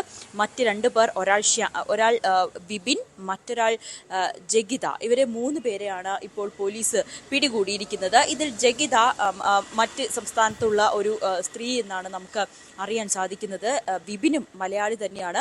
ഈ വാർത്ത, അതായത് ഈ വളരെ ഞെട്ടിപ്പിക്കുന്ന സംഭവങ്ങളാണ് പുറത്തു വന്നുകൊണ്ടിരിക്കുന്നത്. ഇതിൽ ഏറ്റവും പ്രധാനപ്പെട്ട കാര്യം, ഈ ബംഗ്ലാദേശ് സ്വദേശിയായിട്ടുള്ള ഈ പെൺകുട്ടി 12ാമത്തെ വയസ്സിലായിരുന്നു ഇന്ത്യയിലേക്ക് വരുന്നത്. ഈ ഇന്ത്യയിലേക്ക് വന്ന സമയത്ത് അത് മാതാപിതാക്കളെ നഷ്ടപ്പെട്ട് ഒരു ആശ്രയത്തിന് വേണ്ടിയിട്ടായിരുന്നു അവർ ഇന്ത്യയിലേക്ക് ഒരു ബന്ധുവിൻ്റെ കൂടെ വന്നത്. പക്ഷേ ബന്ധു അവരെ ഒരു സെക്സ് റാക്കറ്റിന് വിൽക്കുകയായിരുന്നു. അതിനുശേഷം ഇവർ നിരന്തരം ഈ സെക്സ് റാക്കറ്റിൻ്റെ പിടിയിലായിരുന്നു. പിന്നീട് ഇവർ ബംഗളൂരിലേക്ക് വരികയും ചെയ്തു. ബംഗളൂരുവിൽ നിന്നാണ് കഴിഞ്ഞ ആഴ്ച സെറീന ഈ പെൺകുട്ടിയെ പരിചയപ്പെടുന്നത്. അതിനുശേഷം സെറീനയുടെ റാക്കറ്റിലേക്ക് ഈ പെൺകുട്ടിയെ കൊണ്ടുവരികയും ചെയ്തു. അങ്ങനെയാണ് പോലീസ് ഈ വിവരം അറിയുകയും എളമക്കര പോലീസിന്റെ പരിശോധനയിലാണ് ഈ പെൺകുട്ടിയെയും ഒപ്പം ഈ പ്രതികളെയും പിടികൂടുന്നത്. എന്തായാലും പെൺകുട്ടിയെ പോലീസിന്റെ സംരക്ഷണയിൽ തുടരുകയാണ്. മറ്റു 3 പ്രതികളെ ആണ് ഇവിടെ പിടികൂടിയിരിക്കുന്നത്. ഇവർ 3 പേരും ഈ റാക്കറ്റിലെ തന്നെ പ്രധാനപ്പെട്ട കണ്ണികളാണെന്നാണ് അന്വേഷണ സംഘത്തിന് മനസ്സിലായത്. ഇവർ മറ്റ് സംസ്ഥാനങ്ങളിലെ റാക്കറ്റുകളുമായി ബന്ധപ്പെടുകയും ഇങ്ങനെ നിരന്തരം പെൺകുട്ടികളെ കൈമാറ്റം ചെയ്യപ്പെടുന്ന കൂടി ആളുകളാണെന്ന് കൂടിയാണ് നമുക്ക് മനസ്സിലാകുന്നത്. എന്തായാലും ഈ ബംഗ്ലാദേശ് സ്വദേശി ആ പെൺകുട്ടി 12ാമത്തെ വയസ്സിലാണ് ഈ ഒരു റാക്കറ്റിന്റെ പിടിയിലാകുന്നത്. ഇന്ത്യയിലേക്ക് വരുന്നത് ബന്ധുവിൻ്റെ കൂടെ ആയിരുന്നു ഇന്ത്യയിലേക്ക് വന്നത്. മാതാപിതാക്കളെ നഷ്ടപ്പെട്ടതിനെ തുടർന്നാണ് പിന്നീട് ഒരു ആശ്രയത്തിനു വേണ്ടി ഇന്ത്യയിലേക്ക് ബന്ധു കൊണ്ടുവരികയായിരുന്നു. പക്ഷെ അവിടെ വെച്ച് ആ കുട്ടിക്ക് പിന്നീട് നേരിടേണ്ടി വന്നത് വലിയ ദുരനുഭവങ്ങൾ തന്നെയായിരുന്നു. നിരവധി പേർക്ക് മുന്നിൽ ഈ പെൺകുട്ടിയെ കാഴ്ചവെക്കുന്ന സാഹചര്യം ഈ കഴിഞ്ഞ ആഴ്ചയാണ് ബംഗളൂരുവിൽ നിന്നും കൊച്ചിയിലേക്ക് കൊണ്ടുവന്നത്. അപ്പോൾ തന്നെ നിരന്തരം ആളുകൾക്ക് മുന്നിൽ കാഴ്ചവെക്കുന്ന ഒരു രീതിയായിരുന്നു ഈ പെൺകുട്ടിയെ കാഴ്ചവെക്കുമായിരുന്നു സെറീന എന്നാണ് നമുക്ക് അറിയാൻ സാധിക്കുന്നത്. എന്തായാലും സെറീന അടക്കമുള്ള ഈ 3 പേരും ഒരു സെക്സ് റാക്കറ്റിന്റെ ഒരു പ്രധാനപ്പെട്ട കണ്ണികളാണ് എന്നാണ് നമുക്ക് അറിയാൻ സാധിക്കുന്നത്. നവമി, ഒരു വൻ സെക്സ് റാക്കറ്റിനെയാണ് പോലീസ് പിടികൂടിയത്. തീർച്ചും അഭിനന്ദനാർഹമായ കാര്യമാണ്. എങ്ങനെയാണ് ഈ സംഘം പോലീസിന്റെ വലയിലാകുന്നത് നവമി?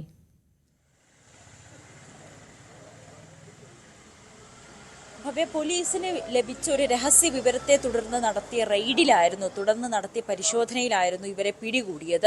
എന്തായാലും അത് അന്വേഷണ സംഘം കൂടുതൽ വിവരങ്ങൾ പുറത്തു വിട്ടിട്ടില്ല. ഇനിയും ഇതുമായി ബന്ധപ്പെട്ട കൂടുതൽ കണ്ണികളെ കണ്ടെത്താൻ കഴിയുമെന്നുള്ളൊരു വിശ്വാസത്തിലാണ് അന്വേഷണ സംഘം. അതുകൊണ്ട് തന്നെ ഇതുമായി ബന്ധപ്പെട്ട എങ്ങനെയാണ് ഇവരെ പിടികൂടിയതെന്നടക്കമുള്ള കൂടുതൽ വിവരങ്ങൾ നമുക്ക് ലഭ്യമായിട്ടില്ല. എന്തായാലും ഈ ബംഗ്ലാദേശ് സ്വദേശിയായിട്ടുള്ള പെൺകുട്ടി ഇവരുടെ കൈപ്പിടിയിലുണ്ട്, അല്ലെങ്കിൽ ഇതിൽ അകപ്പെട്ടു പോയി എന്നുള്ളൊരു വിവരം പോലീസിന് ലഭിച്ചിരുന്നു.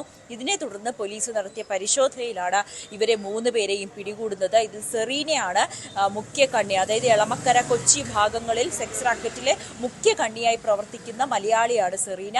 ഈ സെറീന ഇങ്ങനെ ഇതിൽ നിന്നും വലിയ തുക കൈപ്പറ്റും, അല്ലെങ്കിൽ വലിയ തുകയ്ക്കാണ് ഈ പെൺകുട്ടികളെ ഇത്തരത്തിലുള്ളൊരു കാര്യങ്ങൾക്കൊക്കെ വേണ്ടിയിട്ട് നിർബന്ധിച്ചിറക്കുന്നതെന്നാണ് നമുക്ക് അറിയാൻ സാധിക്കുന്നത്. സെറീനയുടെ സഹായിയായി തന്നെ പ്രവർത്തിക്കുന്ന വിപിൻ, ഒപ്പം മറ്റ് അന്യസംസ്ഥാന ഒരു സ്ത്രീ കൂടി ഇതിൽ ഉൾപ്പെടുന്നുണ്ട്. ജഗിത എന്നാണ് അവരുടെ പേര്. അങ്ങനെ ഇവർ 3 പേരുമാണ് എറണാകുളം, പ്രത്യേകിച്ച് എളമക്കര കേന്ദ്രീകരിച്ച് നടക്കുന്ന ഈ ഒരു സെക്സ് റാക്കറ്റിലെ പ്രധാനിയായി പ്രവർത്തിക്കുന്നത്. ഇവരുടെ കയ്യിലാണ് സെറീനയുടെ കയ്യിൽ കഴിഞ്ഞ ആഴ്ച ബംഗളൂരുവിൽ നിന്നുമാണ് ഈ ബംഗ്ലാദേശ് സ്വദേശിയായ പെൺകുട്ടിയെ ലഭിക്കുന്നത്. അതിനുശേഷം കൊച്ചിയിലേക്ക് കൊണ്ടുവരികയും ചെയ്തിട്ടുണ്ട്. എന്തായാലും കൂടുതൽ വിവരങ്ങൾ അന്വേഷണ സംഘം പുറത്തുവിട്ടിട്ടില്ല. ഇതുമായി ബന്ധപ്പെട്ട്, ഈ റാക്കറ്റുമായി ബന്ധപ്പെട്ട് കൂടുതൽ ആളുകളെ പിടികൂടാൻ കഴിയുമെന്നാണ് അന്വേഷണ സംഘം പറയുന്നത്. അവർ ഈ പെൺകുട്ടി ഇപ്പോൾ എവിടെയാണ്? അവൾ സുരക്ഷിതയാണല്ലോ. ഏറ്റവും പ്രധാനമായി ഇപ്പോൾ ഈ ബംഗളൂരുവിൽ നിന്നുള്ള പെൺകുട്ടി, ബംഗ്ലാദേശിയായ പെൺകുട്ടി അവൾ ഒരാൾ മാത്രമായിരിക്കും. പക്ഷേ ഈ സംഘം അവർ വലിയ റാക്കറ്റാണ്. അപ്പോൾ സ്വാഭാവികമായും ഒടുവിലത്തെ ഇരയാണ് ഈ ബംഗ്ലാദേശി പെൺകുട്ടി എന്ന് പറയേണ്ടി വരും, അല്ലേ?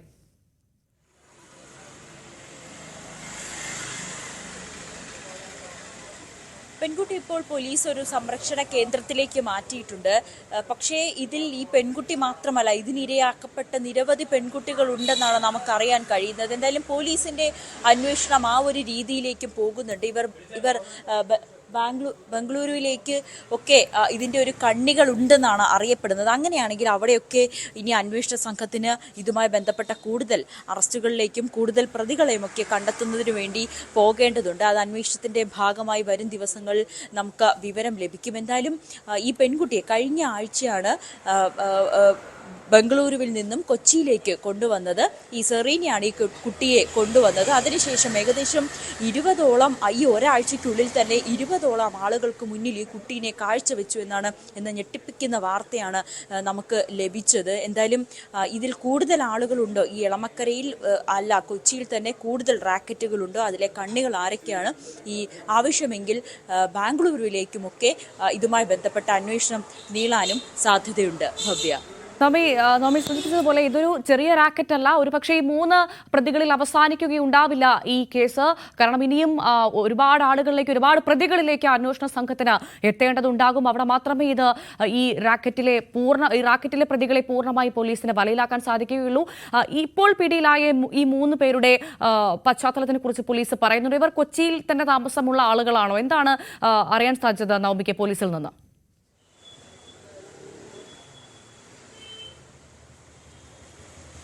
ഇതിന് മുഖ്യ കണ്ണിയായി പ്രവർത്തിക്കുന്ന സെറീനയും സെറീനയുടെ സഹായിയായ വിപിൻ, ഇവർ രണ്ടുപേരും മലയാളികൾ തന്നെയാണ്.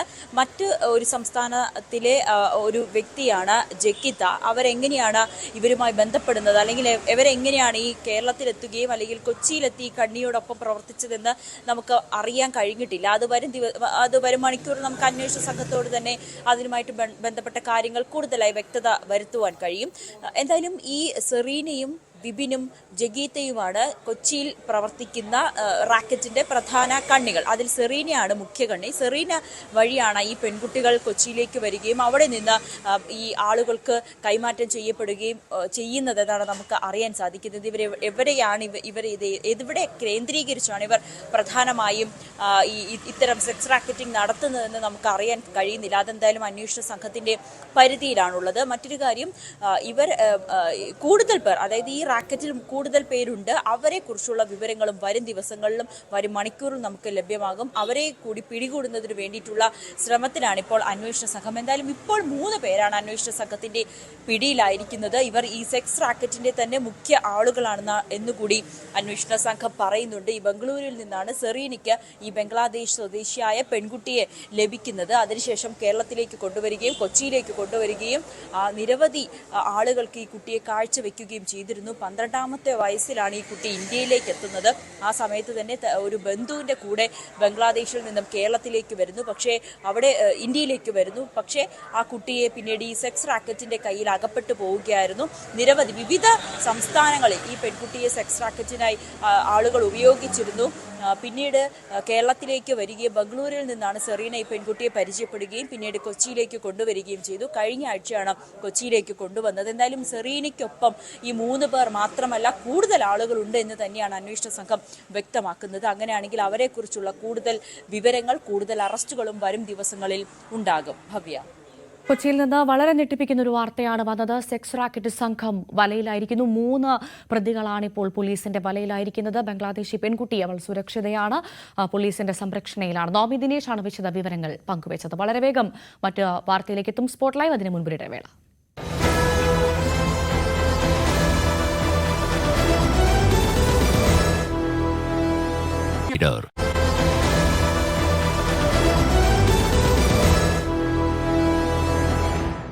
അനധികൃത സ്വത്ത് സമ്പാദന പരാതിയിൽ ADGP MR അജിത് കുമാറിനെതിരായ വിജിലൻസ് അന്വേഷണത്തിനുള്ള സംഘത്തെ ഇന്ന് പ്രഖ്യാപിക്കും. വിജിലൻസ് ആസ്ഥാന SP കാർത്തികിന്റെ നേതൃത്വത്തിലായിരിക്കും അന്വേഷണ സംഘം. അന്വേഷണ ഉത്തരവ് ഇന്ന് വിജിലൻസ് ഡയറക്ടർക്ക് കൈമാറും. വിജിലൻസ് അന്വേഷണം പ്രഖ്യാപിച്ചതോടെ MR അജിത് കുമാറിനെ ക്രമസമാധാന ചുമതലയിൽ നിന്ന് മാറ്റണമെന്ന ആവശ്യം CPI അടക്കമുള്ള കക്ഷികൾ കൂടുതൽ ശക്തമാക്കിയേക്കും. VV വിനോദ് ചേരുന്നു വിവരങ്ങളുമായി. വിനോദ്, വലിയ പുകച്ചുരുൾ ഉണ്ടായിട്ട് പോലും മുഖ്യമന്ത്രി ചേർത്ത് നിർത്തുന്ന നിലപാടായിരുന്നു നമ്മൾ ഇന്നലെ വരെ കണ്ടത്. പക്ഷേ ഇന്നലെ രാത്രിയോടുകൂടി വിജിലൻസ് അന്വേഷണം പ്രഖ്യാപിച്ചിരിക്കുന്നു. ഇനി MR അജിത് കുമാറിന് ക്രമസമാധാന ചുമതലയിൽ നിന്ന് നിലനിൽക്കാൻ സാധിക്കുമോ? ഒന്നുകിൽ അദ്ദേഹത്തെ ആ ചുമതലയിൽ നിന്ന് മാറ്റാനുള്ള സാധ്യതയുണ്ട്, അതല്ലെങ്കിൽ അവധിയിൽ പ്രവേശിക്കേണ്ടി വരും ആയിരിക്കുമല്ലേ? ഭവ്യ, കൂടുതൽ നിയമപരമായ കാര്യങ്ങളെ നേരിടേണ്ട ഒരു സാഹചര്യത്തിലേക്കാണ് ADGP പോകുന്നത്. അദ്ദേഹത്തിനെതിരെ നേരത്തെ തന്നെ DGPയുടെ നേതൃത്വത്തിലുള്ള അന്വേഷണ സംഘമുണ്ട്. അവരുടെ അന്വേഷണം നടക്കുകയാണ്. പല കാര്യങ്ങളിലായുള്ള പരിശോധനകൾ.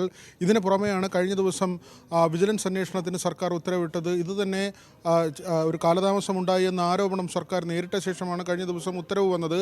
ഇനി ഈ ടീമിലുള്ള ആളുകളെ തീരുമാനിക്കേണ്ടതുണ്ട്. വിജിലൻസ് ഡയറക്ടറായിരിക്കും ഈ അന്വേഷണ സംഘത്തിൽ ആരൊക്കെയാണ് വേണ്ടത് എന്ന കാര്യത്തിൽ തീരുമാനമെടുക്കുക. വിജിലൻസ് ആസ്ഥാനത്തെ SP യുടെ നേതൃത്വത്തിലുള്ള സംഘമായിരിക്കും ഇക്കാര്യത്തിൽ അന്വേഷണം നടത്തുന്നത്. പ്രധാനമായും ഈ അനധികൃത സ്വത്ത് സമ്പാദനം, അതിൽ തന്നെ സ്വർണ്ണക്കടത്ത് സംഘങ്ങളുമായുള്ള ബന്ധം, അതോടൊപ്പം പിടികൂടിയ സ്വർണം SP സുജിത്ദാസും ADGP MR അജിത്കുമാറും ചേർന്ന് തട്ടിയെടുത്തു, ആ നിലയ്ക്കുള്ള അന്വേഷണം. അതോടൊപ്പം തന്നെ കവടിയാറിൽ ആഡംബര വീട് നിർമ്മാണം, ഇതിനുള്ള സാമ്പത്തിക ഉറവിടം, ഓൺലൈൻ ചാനൽ ഉടമയിൽ നിന്ന് 1.5 കോടിയോളം രൂപ കോഴ വാങ്ങി കേസ് ഒതുക്കിയതുമായി ബന്ധപ്പെട്ട പരാതി. ഇതെല്ലാം തന്നെ PV അൻവറാണ് രേഖാമൂലം DGPക്ക് പരാതിയായി നൽകിയത്. ഇതിൻ്റെ അടിസ്ഥാനത്തിൽ DGP സർക്കാരിന് ശുപാർശ നൽകുകയും അതിൻ്റെ അടിസ്ഥാനത്തിലുള്ള അന്വേഷണമാണ് പ്രഖ്യാപിക്കുകയും ചെയ്തത്. പക്ഷേ DGP പരാതി നൽകിയിട്ടും അതിൽ കാലതാമസം വരുത്തിയെന്ന ഒരു ആരോപണം, അല്ലെങ്കിൽ ആ തരത്തിലുള്ള പരാതി മുഖ്യമന്ത്രി ADGPയെ സംരക്ഷിക്കുന്നു എന്നുള്ള ആക്ഷേപം മുന്നണിക്കുള്ളിൽ നിന്ന് തന്നെ ഉയർന്നു വന്നതാണ്. പക്ഷേ ഇതിനപ്പുറത്തേക്ക് ഇപ്പോൾ മുന്നണിയെ പിടിച്ച് കുലുക്കുന്ന ഒരു കാര്യം RSS നേതാക്കളുമായി ADGP നടത്തിയ കൂടിക്കാഴ്ചയാണ്. ഇക്കാര്യത്തിൽ CPI ഉൾപ്പെടെ നിലപാട് കടുപ്പിച്ചിരിക്കുകയാണ്. ADGP ലോ ആൻഡ് ഓർഡർ സ്ഥാനത്ത് നിന്ന് MR അജിത്കുമാറിനെ മാറ്റണം, ഈ സ്ഥാനത്തിന് തുടരാൻ ADGP അർഹനല്ല, ആ ഒരു നിലപാടിൽ തന്നെയാണ് CPI ഉൾപ്പെടെയുള്ള ഘടകകക്ഷികൾ, RJD ആകട്ടെ അല്ലെങ്കിൽ NCP ആകട്ടെ, ഇവരെല്ലാം തന്നെ മുന്നണി യോഗത്തിലും അതിനുശേഷവും മുഖ്യമന്ത്രിയുമായും അല്ലെങ്കിൽ CPM നേതൃത്വവുമായും പങ്കുവച്ചിട്ടുള്ള വികാരം MR അജിത്കുമാറിനെ ഇനി ലോ ആൻഡ് ഓർഡർ ADGP സ്ഥാനത്ത് തുടരാൻ വിനോദ്, ഈ RSS ഉന്നതരെ ഊഴം വെച്ച് കാണുന്നയാൾ എന്നാണ് CPI സംസ്ഥാന സെക്രട്ടറി അടക്കം പറഞ്ഞത് അജിത് കുമാറിനെ കുറിച്ച്. ആ വാക്കുകൾ നമ്മൾ കേട്ടതാണ്. കഴിഞ്ഞ ദിവസം നമ്മൾ കണ്ടതാണ്. പ്രകാശ് ബാബു അടക്കമുള്ള നേതാക്കൾ വലിയ വിമർശനം, രൂക്ഷ വിമർശനം ഉന്നയിച്ചു. മാറ്റിയേ തീരൂ എന്ന് ഉറപ്പിച്ച് പറയുന്ന സാഹചര്യമുണ്ടായി. CPI ഒറ്റക്കെട്ടായി നിൽക്കുന്നു, മറ്റ് ഘടകകക്ഷികൾ ഒറ്റക്കെട്ടായി നിൽക്കുന്ന സാഹചര്യമുണ്ടായി. ഈ ഒരു പശ്ചാത്തലത്തിൽ ഇത് ഇന്നലെ ഒരുപക്ഷെ എനിക്ക് തോന്നുന്നു നിൽക്കക്കളിയില്ലാതെ വിജിലൻസ് അന്വേഷണം പ്രഖ്യാപിച്ചു എന്ന് വേണമെങ്കിൽ നമുക്ക് പറയേണ്ട സാഹചര്യമാണ്. ഇനി ക്രമസമാധാന ചുമതല എത്രമാത്രം നിൽക്കാൻ സാധിക്കും അജിത് കുമാർ എന്നൊരു വലിയ ചോദ്യം ബാക്കി നിൽക്കുന്നുണ്ട് അല്ലേ? തീർച്ചയായും RSS നേതാക്കളുമായുള്ള കൂടിക്കാഴ്ച തന്നെയാണ് മുന്നണിക്കുള്ളിൽ തർക്കത്തിൻ്റെ ഏറ്റവും വലിയ കാരണമായി മാറിയിരിക്കുന്നത്. അതിൽ തന്നെ ഈ തൃശ്ശൂർ പൂരം അലങ്കോലപ്പെടുത്തി സുരേഷ് ഗോപിക്ക് തൃശ്ശൂരിൽ വിജയിക്കാൻ ആവശ്യമായ സാഹചര്യം ഒരുക്കി കൊടുത്തു. ഇതെല്ലാം തന്നെ ഈ കൂടിക്കാഴ്ചയിൽ നടന്ന ഗൂഢാലോചന എന്നതാണ് പ്രധാനമായും ഉയരുന്ന വാദം. ഇക്കാര്യത്തിൽ CPI നേതൃത്വം തന്നെ പരസ്യമായ രംഗത്തെത്തി. കഴിഞ്ഞ ദിവസം പ്രകാശ് ബാബുവിൻ്റെ ലേഖനം ഉണ്ടാകുന്നു. ഈ കൂടിക്കാഴ്ച സംബന്ധിച്ചുള്ള വിവരങ്ങൾ പുറത്തു വന്നതിന് പിന്നാലെ VS സുനിൽകുമാറും ബിനോയ് വിശ്വവും അടക്കമുള്ള നേതാക്കൾ ADGPക്കെതിരെ രംഗത്ത് വരുന്നു. എന്തിനാണ് 10 ദിവസത്തെ ഇടവേളകളിൽ 2 RSS നേതാക്കളെ കണ്ടതെന്ന ചോദ്യമാണ് അവർ ഉന്നയിക്കുന്നത്. ദത്താത്രേയെയും അതോടൊപ്പം തന്നെ റാം മാധവനെയും അടുത്തടുത്ത ദിവസങ്ങളിൽ 10 ദിവസത്തെ ഇടവേളകളിൽ തൃശ്ശൂരും തിരുവനന്തപുരത്തുമായി ADGP കണ്ടിരുന്നു. അത് എന്ത് കാര്യത്തിനാണ്? ഔദ്യോഗികമായ എന്തെങ്കിലും കാര്യമാണോ? അങ്ങനെ അല്ല എന്ന് ADGP തന്നെ വിശദീകരിച്ചു. തൻ്റെ സ്വകാര്യ സന്ദർശനമായിരുന്നു. അങ്ങനെയെങ്കിൽ എന്തിന് ഈ ബിസിനസ് സുഹൃത്തുക്കളെയും കൂട്ടി, ബിസിനസ്സുകാരായ സുഹൃത്തുക്കളെയും കൂട്ടി അവിടെ ആ കൂടിക്കാഴ്ചയ്ക്ക് ADGP പോയി എന്നത് തന്നെയാണ് പ്രധാനമായും ഉയരുന്ന ചോദ്യം. അവിടെ ADGP ഇടനിലക്കാരനായി പ്രവർത്തിക്കുന്നുവെന്ന പ്രതിപക്ഷത്തിൻ്റെ ആരോപണം സർക്കാരിനെ പ്രധാനമായും വെട്ടിലാക്കുന്നത് ഇതൊരു പ്രതിപക്ഷ ആരോപണം മാത്രമാണ് എന്നത് അല്ല.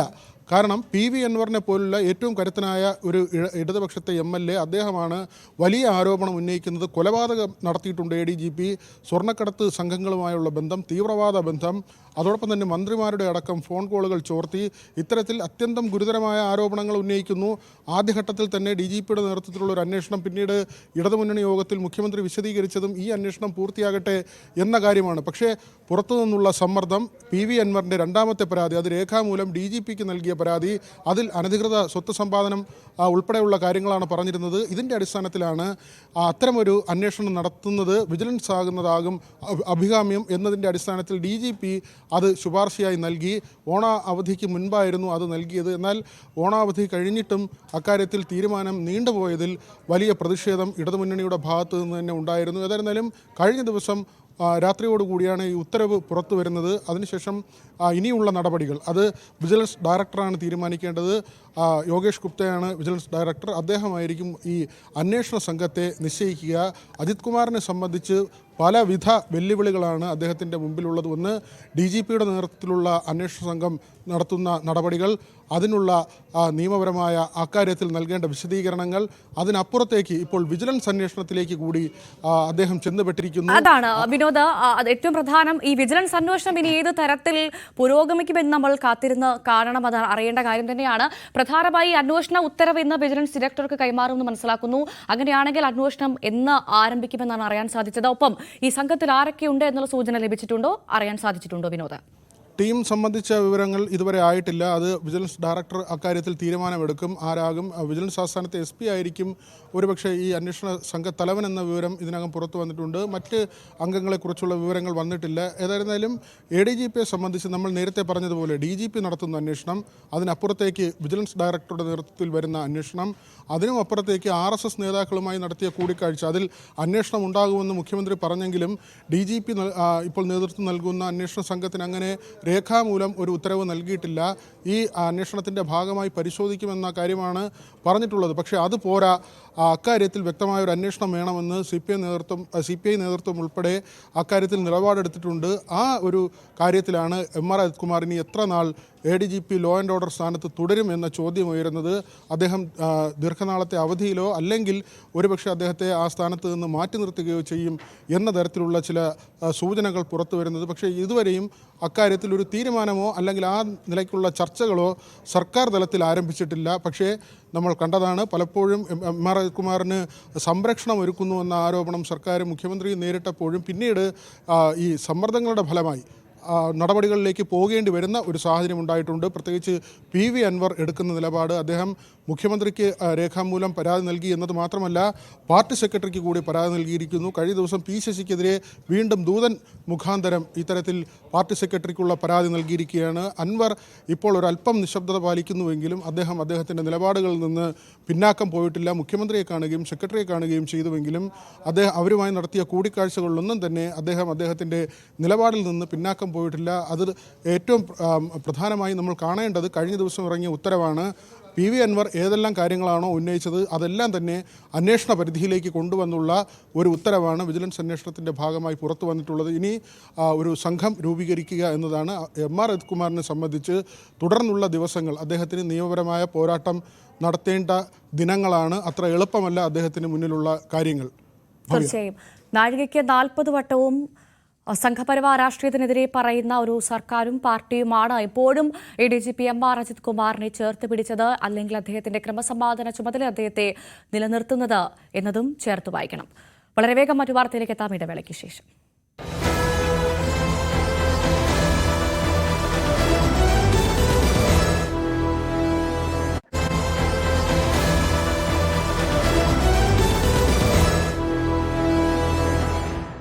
നാടിനെ നടുക്കിയ സുഭദ്ര കൊലക്കേസിലേക്കാണ് നമ്മൾ ഇനി പോകുന്നത്. ആലപ്പുഴ സുഭദ്ര കൊലക്കേസിൽ അന്വേഷണ സംഘത്തിന് നിർണായക തെളിവുകൾ ലഭ്യമായി. സുഭദ്രയെ കൊലപ്പെടുത്തിയ മുറിയിൽ നിന്ന് ഫോറൻസിക് പരിശോധനയിൽ രക്തക്കറ കണ്ടെത്തി. കൊലപാതക ശേഷം വീട് തുടച്ച് വൃത്തിയാക്കിയിരുന്നുവെങ്കിലും തെളിവുകൾ അവശേഷിക്കുകയായിരുന്നു. ശരണ്യ സ്നേഹജൻ ചേരുന്ന വിവരങ്ങളുമായി. ശരണ്യ, എത്ര മാത്രം തെളിവുകൾ നശിപ്പിക്കാൻ ശ്രമിച്ചാലും ഒരു തെളിവെങ്കിലും അവശേഷിക്കുമെന്നൊരു തത്വം നമ്മൾ പണ്ട് മുതലേ കേൾക്കുന്നതാണ്. ഇവിടെ പക്ഷേ ഒരു തെളിവല്ല, അനേകം തെളിവുകളുണ്ട് ഈ പ്രതികൾക്ക് എതിരായി എന്നാണ് മനസ്സിലാക്കുന്നത്. ഇന്നലെയായിരുന്നു തെളിവെടുപ്പ്. ആ തെളിവെടുപ്പിൽ നിർണായകമായ തെളിവുകൾ ലഭ്യമായി എന്നാണ് മനസ്സിലാക്കുന്നത്. അല്ലെ, എന്തൊക്കെയാണത്? തീർച്ചയായിട്ടും ഈ കേസിനെ സംബന്ധിച്ചിട്ടുള്ള ഒരു വലിയ പ്രത്യേകത എന്ന് പറയുന്നത്, ഈ സുഭദ്ര എന്ന് പറഞ്ഞ വയോധികയെ കാണാതായതിനു ശേഷം 1 മാസത്തിന് ശേഷമാണ് ഇവർ കൊല്ലപ്പെട്ടു എന്നുള്ള സ്ഥിരീകരണത്തിലേക്ക് അന്വേഷണ സംഘം എത്തുന്നത്. അതായത് കടവന്ത്ര പോലീസ് ഈ കേസ് അന്വേഷിച്ചപ്പോൾ ഒരു മിസ്സിംഗ് കേസായി മാത്രമാണ് ഇത് അന്വേഷിച്ചിരുന്നത്. ആലപ്പുഴയിലേക്ക് കഴിഞ്ഞ 6-ാം തീയതിയാണ് ഇങ്ങനെ ഒരു മിസ്സിംഗ് കേസ് മറ്റൊരു രീതിയിലേക്ക് മാറിയ ഒരു കൊലപാതകം എന്നുള്ള സാഹചര്യത്തിലേക്ക് മണ്ണഞ്ചേരി പോലീസ് അതിനെ കണ്ടെത്തുകയും മൃതദേഹം കണ്ടെത്തുകയും ചെയ്തത്. അതുകൊണ്ട് തന്നെ 1 മാസത്തിന് ശേഷം തെളിവുകൾ കണ്ടെത്തുക എന്നത് തന്നെ വലിയ ദുഷ്കരമായൊരു കേസ് തന്നെയാണ്. പക്ഷെ ആദ്യഘട്ടം മുതൽ തന്നെ അന്വേഷണ സംഘം മികവാർന്ന രീതിയിൽ ഇതിൽ മുന്നോട്ട് പോയിട്ടുണ്ട്. ഒന്ന്, സുഭദ്രയുടെ മൃതദേഹം ഇവിടെ പരാതി ലഭിച്ച് 2 ദിവസത്തിനുള്ളിൽ തന്നെ കണ്ടെത്താൻ അവർക്ക് കഴിഞ്ഞിരുന്നു. പക്ഷേ ആ മൃതദേഹത്തിന് തന്നെ കാലപ്പഴക്കം ഉണ്ടായിരുന്നു. എങ്കിൽ പോലും അന്വേഷണ സംഘത്തിന് ഗുണകരമാകുന്ന രീതിയിൽ ഫോറൻസിക് വിഭാഗം നടത്തിയ പരിശോധനയിൽ സുഭദ്രയ്ക്ക് കൃത്യമായ ശരീരത്തിലെ മാംസത്തിൽ ഏറ്റ പരിക്കുകൾ കണ്ടെത്താൻ കഴിയില്ലായിരുന്നെങ്കിൽ പോലും എല്ലുകൾ അടക്കം ഒടിയുന്ന രീതിയിൽ വാരിയലുകൾ തകർക്കുന്ന രീതിയിലുള്ള ആക്രമണം നടന്നിട്ടുണ്ട് എന്നുള്ളത് പോസ്റ്റ്മോർട്ടത്തിൽ തന്നെ സ്ഥിരീകരിക്കാനായി അന്വേഷണ സംഘത്തിന് കഴിഞ്ഞു. ഇപ്പോൾ ഏറ്റവും നിർണായകമായി ഈ കേസിൽ മാറാൻ പോകുന്നത്. ഈ സുഭദ്രയുടെ രക്തക്കറകൾ ആ വീട്ടിൽ നിന്ന് കണ്ടെത്താനായി അന്വേഷണ സംഘത്തിന് കഴിഞ്ഞു എന്നുള്ളതാണ്.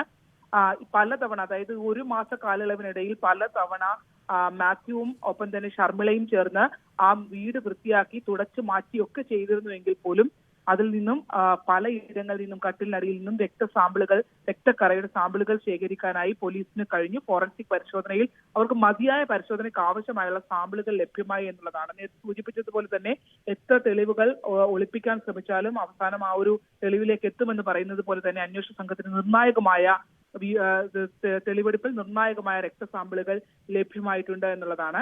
മറ്റൊന്ന് ഇവിടെ നിന്ന് കണ്ടെടുത്ത 2 തലയണകളായിരുന്നു. അതിൽ ഒരു തലയണ ഇവർ കത്തിച്ചു കളഞ്ഞു. രക്തം പുരണ്ട ഒരു തലയണ അവർ കത്തിച്ചു കളഞ്ഞിരുന്നു. മറ്റൊരു തലയണ ഇന്നലെ നടത്തിയ പരിശോധനയിൽ തൊട്ടടുത്തു നിന്നുള്ള ഒരു തോട്ടിൽ നിന്ന് കണ്ടെത്തിയിരുന്നു. അതിൽ രക്തക്കറ പുരണ്ടത് കൊണ്ടാണ് ആ തലയണ കത്തിക്കാൻ അവസരം കിട്ടാത്തതുകൊണ്ട് ഉപേക്ഷിച്ചത് എന്നുള്ളതാണ് പ്രതികൾ മൊഴി നൽകിയത്. പക്ഷേ അതിൽ നിന്നും രക്തസാമ്പിളുകൾ കണ്ടെത്താനായി അന്വേഷണ സംഘത്തിന് നിലവിൽ കഴിഞ്ഞിട്ടില്ല എന്നുള്ള വിവരമാണ് നമുക്ക് ലഭ്യമാകുന്നത്. ഇതുവരെ ഈ കേസിൽ സുഭദ്രയും ഒപ്പം തന്നെ ഷർമിളയും മാത്യുവും മാത്രമാണ് ഉണ്ടായിരുന്നത്. മറ്റൊരു പ്രതിയായ റൈനോൾഡ് ഇവരെ സഹായിക്കുക, അതായത് മയക്കുമരുന്നുകൾ നൽകാനുള്ള സഹായം നൽകി എന്നുള്ള ഒരു ഇതിന്റെ അടിസ്ഥാനത്തിലാണ് റൈനോൾഡിനെ പോലീസ് അറസ്റ്റ് ചെയ്തത്. പക്ഷേ ഇപ്പോൾ നിലവിൽ പുതിയതായി ചോദ്യം ചെയ്തതിൽ നിന്നും റൈനോൾഡും സുഭദ്രയും ഒക്കെ തമ്മിൽ അടുത്ത ബന്ധമുണ്ടായിരുന്നു, കൊല്ലപ്പെട്ട സുഭദ്രയും ഒക്കെയായി അടുത്ത ബന്ധമുണ്ടായിരുന്നു എന്നുള്ള വിവരങ്ങളും ഒക്കെ ഇപ്പോൾ പുറത്തു വരുന്നുണ്ട്. അന്വേഷണ സംഘം ഇപ്പോൾ ഉടുപ്പിയിലാണ്. മണ്ണഞ്ചേരി CA രാജേഷ് നേതൃത്വത്തിലുള്ള സംഘം ഉടുപ്പിയിൽ തെളിവെടുപ്പ് നടത്തുകയാണ്. അവിടെ പലയിടങ്ങളിലായി സുഭദ്രയുടെ സ്വർണം ഇവർ വിറ്റിരുന്നു. ഇന്നലെ വൈകിട്ട് തന്നെ കർണാടകയിലേക്ക് പ്രതികളുമായി അന്വേഷണ സംഘം പോയിട്ടുണ്ട്. ഉടുപ്പിയിൽ നിന്ന് തിരിച്ചെത്തിയാൽ പിന്നീടുള്ളത് എറണാകുളത്തെ തെളിവെടുപ്പാണ്. കാരണം ഇവിടെ നിന്ന് മൃതദേഹം കണ്ടെത്തുന്ന ദിവസം വരെ ഒരു മാസ കാലയളവിൽ ഇവർ ഒളിവിൽ താമസിച്ചിരുന്നത് എറണാകുളത്താണ്. എറണാകുളത്തും ഇവരെ കൊണ്ടുപോയി തെളിവെടുപ്പുണ്ടെന്നുള്ളതാണ് നമുക്ക് ഇപ്പോൾ ലഭ്യമായിട്ടുള്ള വിവരം. എന്തായാലും സ്വർണ്ണമടക്കം ഉടുപ്പിയിൽ നിന്ന് അന്വേഷണ സംഘത്തിൽ നിന്ന് കണ്ടെത്തേണ്ടതായുണ്ട്. അതാണ് സാഹചര്യം. ആലപ്പുഴ സുഭദ്ര കൊലക്കേസിൽ അന്വേഷണ സംഘത്തിന് നിർണായക തെളിവുകൾ ലഭ്യമായെന്നുള്ള വിവരങ്ങളാണ് പുറത്തുവരുന്നത്. ശരണ്യ സ്നേഹജനാണ് വിശദാംശങ്ങൾ പങ്കുവച്ചത്.